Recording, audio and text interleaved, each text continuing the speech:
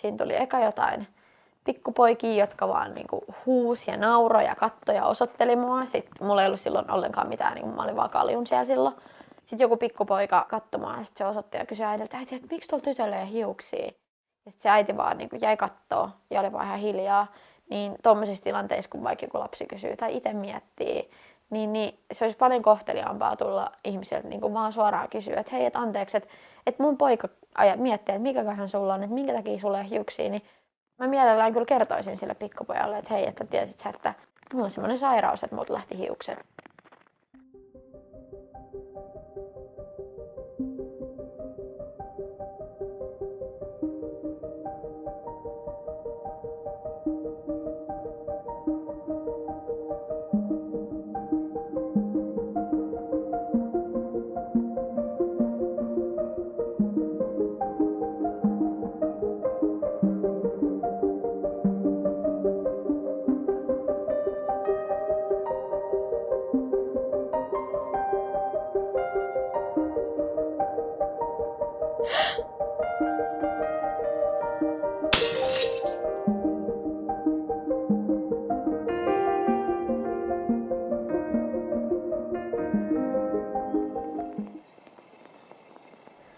Ennen diagnoosia mä elin ihan semmoista ehkä lukio-yliopistoelämää ja opiskelen siellä Jenkeissä, Floridassa ja oon siellä nyt 5 vuotta. Siellä mä niinku pelasin foodista silleen, että kävin koulussa sen pari tuntia aina aamulla ja sitten siitä suoraan treeneihin ja sitten siitä, mitä me nyt tehtiin, mentiin rannalle tai hengailtiin tai katsottiin Netflixiä. Mä olin ihan sujut mun ulkonäön kanssa. Ja mä niin varsinkin mun hiuksista, niin mä olin mun hiuksiin niin tosi tyytyväinen, että mä tykkään tosi paljon niin laittaa hiuksia ja niin letittää ja semmoista. Ja sitten mä värjäsin kanssa mun hiuksia tosi paljon, niin sekin oli niin semmoinen juttu, mitä mä niin tein ihan vaan, niin koska se oli kivaa. Varsinkin tuolla Jenkkien puolella, niin jotenkin siellä niin kaikki oli niin aina semmoinen, ne oli niin lumoissaan, kun oli vaaleat, blondit hiukset ja ne oli aina niin hyvässä kunnossa. Ja sitten kun mä laitoin niitä, niin ne oli se, että vau, että vitsi, että sä osaat ja vitsi, sulla on kivat hiukset. Sitten kasvoi vielä enemmän niin tykkäämään mun hiuksista. Tämähän alkoi niin siitä, että kun mä tulin Suomeen, niin mä olin värjäämässä mun hiuksia yksi päivä. Ja sitten mä huomasin, että vitsi, että mulla on joku kaljuläikkä niin tässä päässä. Ja sitten mä olin äitille sille kotoa, että eikö mulla ole joskus ollut tämmönen. Sitten mä olin, että joo, joku toinen kesä, kun mä olin värjännyt mun hiuksia, niin oli ollut semmoinen pieni jossain tuolla takaraivossa, mutta ei mitään kummempaa, että ei ajateltu mitään sen ihmeellisempää siitä. Ja nyt oli sitten taas samanlainen. Ja sitten äiti oli silleen, että no niin, nyt et värjää kyllä sun hiuksia enää, että kohta ne putoaa kaikki pois. Ja sitten mä olin silleen, että joo, että en värjää. No sit niitä alkoi tulee enemmän niitä länttejä mun päähän. Ja sitten mä olin silleen, että no tää ei kyllä nyt voi johtua siitä hiusten värjäämisestä. Mun hiukset on niin tosi hyvässä kunnossa sen värjäämisen jälkeen, että ei tää voi olla siitä. Ja sitten ne alkoi ohenee hirveästi.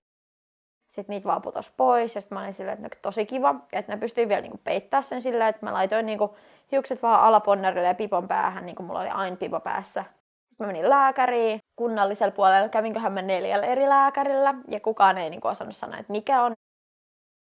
Ja sitten mä kävin yksityisellä ja sitten siellä yksityisellä mulle kerrottiin, että joo, että tää on alopecia areata. Ne oli silleen, että joo, että tää on tässä pahimmassa muodossa nyt, että kyllä ne sun hiukset vielä kasvaa takaisin, että ei hätää. Mä olin vaan, että okei, jes, ja mä olin niin helpottunut ja menin kotiin ja kuukausi myöhemmin mun suurin piirtein kaikki hiukset on lähtenyt. Sitten mä olin vaan, että nice, että tää ei mennyt ihan silleen, kun lääkärit sanoi, että pitäisi mennä.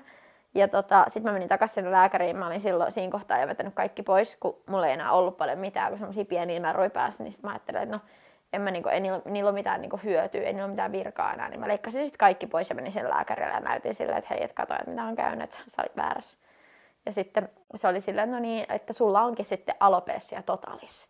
Sitten mä kysyin, että no mitä tämä tarkoittaa. Ja hän selitti minulle, että se on sitä, että nyt sulta lähtee nyt kaikki hiukset ja mulla oli kulmat ja ripsetkin siinä kohtaa jo lähtenyt. Ja sitten se sanoi, että joo, että näin nyt sitten, jos mä sunkaan niin totta puhun, niin näin kyllä nyt sitten tuu kasvamaan takaisin, ellei tuu jotain uusia hoitomuotoja. Et siinä mä olin sitten silleen, että no niin, mulla on alopecia totalis ja mä oon nyt sitten loppuelämäni kaalio ja karvaton. Silloin kun mä kuulin siitä alopecia areatasta ekan kerran, niin mulla oli siis tosi helpottunut olo, koska se lääkäri oli sanonut mulle, että mun hiukset kyllä kasvaa vielä takaisin, että kunhan mä vaan käytän näitä voiteita, mitä se antoi mulle. Ja niin mä olin tosi iloinen ja onnellinen ja mä kerroin kaikille, että okei, että kyllä ne kasvaa takaisin, että no worries. Ja sitten, kun ne oli kaikki lähtenyt jo, sitten mä tiesin, että no niin, nyt mä oon siinä kohtaa, että nämä ei tule enää kasvaa takaisin. Mä olin jo asennoitunut siihen, että mä tuun kuulemaan sen, että ne ei kasva takaisin, koska mä oon niin tuolta netistä ja semmoisesta Facebook-tukiryhmästä niin lukenut hirveästi niin näitä muiden kokemuksia. Ja sitten mä oon niin sitä kautta vaan ollut silleen, että no näin todennäköisesti kasvaa enää takaisin. Niin sitten kun mä menin tokaa kertaa näkemään sitä ihotautilääkäriä ja se kertoi mulle, että sulla on alopecia totalis, että sun hiukset ei kasva enää koskaan takaisin. Ellei tuu jotain, ellei joku keksi jotain hoitokeinoa, mutta ei voi tietää, että tuleeko koskaan. Niin sitten mä olin vaan silleen, että joo, no mä tiesin tän. Että mä menin niinku, silloin tokaa kertaa, kun mä näin sitä ihotautilääkäriä, niin mä menin sinne niinku pääasiassa vaan näyttää silleen, että hei, et sä olit väärässä. Että tuolla ei pitäisi tehdä kellekään. Että sanotaan, että no kyllä ne sun hiukset vielä kasvaa takaisin, kun ei voi tietää. Kun mun hiukset alkoi olla niin huonossa kunnossa, että sitä oli vaikea enää peittää. Ja silloin kun mä päätin, että me leikataan ne, niin mä olin niin kuin äiti ja iskan kanssa. Ja sitten äiti ja iskä niin kuin leikkasi ne mut pois. Ja se oli niin kuin tosi semmoinen tunteikas hetki. Tai sillä me kaikki varmaan itkettiin. Että mä kuvasin sen koko jutun niin kuin mun kameralla. Ja sitten äiti kuvasi sitä puhelimella ja iskä leikkasi niitä hiuksia. Ja sitten mun pikkuveli kävi siinä vähän kattoa ja oikein tiennyt, että mitä se reagoisi. Mun niin kuin tämänhetkisen poikaystävän kanssa, niin sekin on niinku, se aluksi niinku ei reagoinut siihen mitenkään, mikä oli mulle hirveän vaikeaa, koska ei niinku tullut mitään, se ei esimerkiksi koskenut mun päähän ollenkaan tai mitään, tai ikin halunnut puhua siitä. Se oli niinku ehkä vielä vaikeampi mulle niinku sit niinku sille henkisesti, kun hän ei osannut suhtautua siihen. Ja sen pitäisi olla ehkä mulle vaikeampi tapaus kuin hänelle se, että mut lähtee hiukset mun mielestä. Sitten mä sitten jossain vaiheessa vaan toisen niinku keskustelemaan, että miksi et sä halua koskea mua päähän, että ällöttääkö se sua vai mikä on. Ja sitten hän vaan selitti mulle, että no, mä oon kokenut sen silleen, että sä et välttämättä haluaisi. Että se on niinku varannut sitä, että mulle ei tule paha mieli, mikä sitten taas selvisi puhumalla. Aluksi oli tosi vaikeaa niin just futiskentällä niin mennä silleen, että mulla ei ole pipoa päässä. Et tosi pitkään mä niinku pidin pipoa päässä, varsinkin nyt kun oli niinku kylmempiä talviaikaa, niin pystyikin pitää. Ja sitten ne mun jengiläiset, niin sit kun mä uskalsin kertoa niille kaikille ja on niinku sit uskaltanut myöhemmin niinku sosiaalisessa mediassa kertoa muille, niin sitten on ollut tavallaan paljon helpompaa, kun kaikki tietää, niin sit sitä ei enää kyseenalaisteta ja kysytä, että mikä on, niin sit sen jälkeen ne niinku rohkaisi mua silleen, että hei, ota se pipo pois, että ei se haittaa. Ja sit yksissä treeneissä mä vaan otin sen pipon pois ja kukaan ei niinku reagoinut siihen mitenkään. Ja sitten sen jälkeen se oli niinku ihan fine. Sen jälkeen mä oon jatkanut niinku treeneissä ihan normaalisti ilman pipoa. Ja sitten välillä tulee kysyä, että hei, saanko mä koskea sun hiukset päähän? Sitten mä oon, että joo, koske vaan, nyt se on ihan fine. Alun perin peiliin katsominen oli tosi vaikeaa, mutta pikkuhiljaa on tullut semmoinen, että ihan sama. Vaikka siitä ei tykkäisi, niin siihen tottuu. Ja sitten kun muut ympärillä on ollut niin positiivisia asioista, niin sitten itsekin on tavallaan sanonut semmoista tsemppiä, että hei, että mä pystyn tähän, että en mä olekaan niin ruma. Ja sitten ehkä parhaita kommentteja on ollut ne, että kun mä otan pipon pois tai mun peruukin pois tai nämä klipsit pois, niin ihmiset on silleen, että vitsi, sun pää on kivan muotoinen.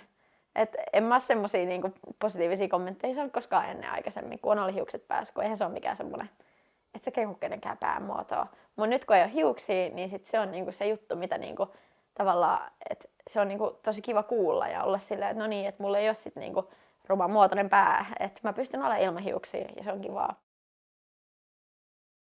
Kaikki nämä on tavallaan tuonut semmoista lohtua ja apua, kaikki nämä ripset, että pystyy liimaan ripsiä tai muuta ja näitä peruukkeja ja klipsejä ja kestopigmentoidut kulmat ja muut, niin ne on niinku semmosia, että jos mä mietin 20 vuotta taaksepäin, niin ei välttämättä olisi ollut mahdollista saada näitä kaikkia. Et nyt mulla on, niinku silleen, on näitä apuvälineitä, mitkä on niinku helpottanut tavallaan siinä sen niinku omakuvan parantamisessa. Et harvemmin lähden ilman mitään. Et sit jos treeneihin menen, niin mulla on yleensä pipo päässä, ja sit mä vetäsen vaan jossain vaiheessa sen pois. Ja sit se on siinä. Tai jos mä käyn jossain kaupassa, niin mulla on vähintäänkin huppu päässä. Ja vaan sen takia, kun mä en jaksa sitä, että ihmiset tuijottaa. Tai että mä en niinku kaipaa sitä yhtään lisää. Tosi usein ihmiset sanoo, varsinkin aluksi sanoo, että no mut on pahempiakin asioita. Et no joo, mikä vaan on pahempaa. Me voidaan aina vertaa kaikkea johonkin sotaan tai koronaan tai ebolaan tai mihin vaan. Niin kuin ihan sama, mutta se on jokaiselle niin kuin ihan eri, että miten ne kokee sen asian. Et ei voi sanoa sille, että on pahempikin juttui. Et mä voin sanoa, että on pahempikin juttui, mutta sitten niinku muut ei voi, että se ei ole okei. Kyllä mä koen, että mä oon silti kaunis. Tai sille, että kyllä se kesti niinku pitkään tajuta, että itsekin, että mä voin olla kaunis ilman hiuksiakin, vaikka ne on niinku tosi iso asia. Ja nämä peruukit ja klipsit ja muut, niin ne on semmoista ehostamista, sen kauneuden ehostamista, mutta kyllä mä oon kaunis ilman hiuksiakin.